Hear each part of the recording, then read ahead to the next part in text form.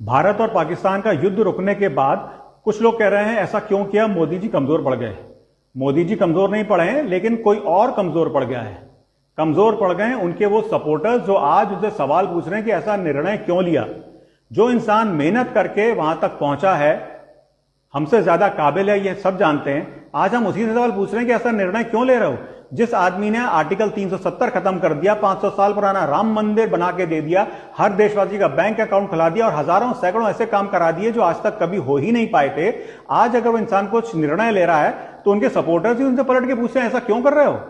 जब मोदी जी ने 500 साल पुराना राम मंदिर बनाया था, उन्होंने कहा था मुझे लोकसभा में 400 सीट दिला दो। हम सपोर्टर्स ने उनकी सरकार को माइनॉरिटी में कर दिया।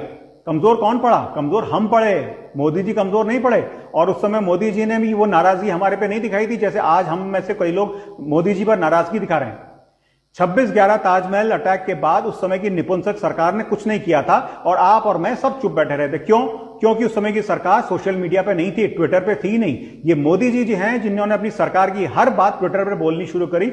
उन्होंने हमें बोलने की ताकत दी। पॉलिटिकल लाइफ में यही प्रॉब्लम है, आप जिसको बोलने की ताकत देते हैं पलट के वही आपको सुनाने लगता है। जैसे कि आज मोदी जी के कई सपोर्टर्स उनसे सवाल पूछ रहे हैं।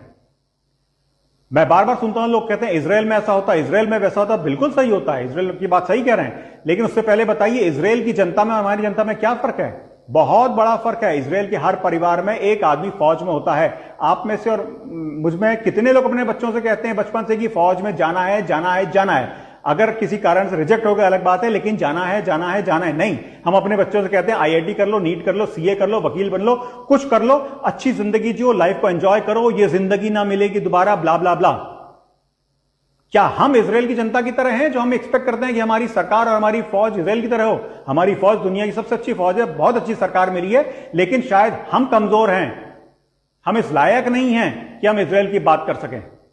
अपने बच्चों को फौज में भेजेंगे आप? जब अगर पाकिस्तान ऑक्युपाइड कश्मीर में फौज जाती है तो आपको क्या लगता है वहां के लोग स्वागत करेंगे? वो कश्मीर जो हमारे पास 75 साल से है, वहां जब हमारी आर्मी को ऑपरेशन करती है तो वहां के कश्मीरी लोग उन पर पत्थर मारा करते थे। जब हमारी फौज पाकिस्तान ऑक्युपाइड कश्मीर में जाएगी तो वहां के लोग हमारे फौजियों को नहीं मारेंगे। कौन मरेगा? दूसरे का बेटा मरेगा, दूसरे का भाई, दूसरे का पति मरेगा, क्योंकि हम अपने बच्चों को तो इंजीनियर, डॉक्टर, सीए, वकील बना के जिंदगी ना मिलेगी दोबारा एंजॉय करवा रहे हैं।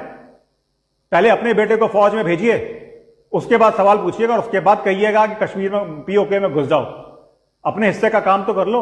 जो दूसरा आदमी अपने हिस्से का काम कर रहा है, करके दिखा रहा है कि मैं कर सकता हूं, उसको करने तो दो। कमजोर मोदी जी नहीं है, कमजोर हैं उनके supporters. I stand by my prime minister, I stand by my government. मुझे विश्वास है कि मेरे प्रधानमंत्री और सरकार ने जो निर्णय लिया है वो भारत के लिए अच्छा ही होगा।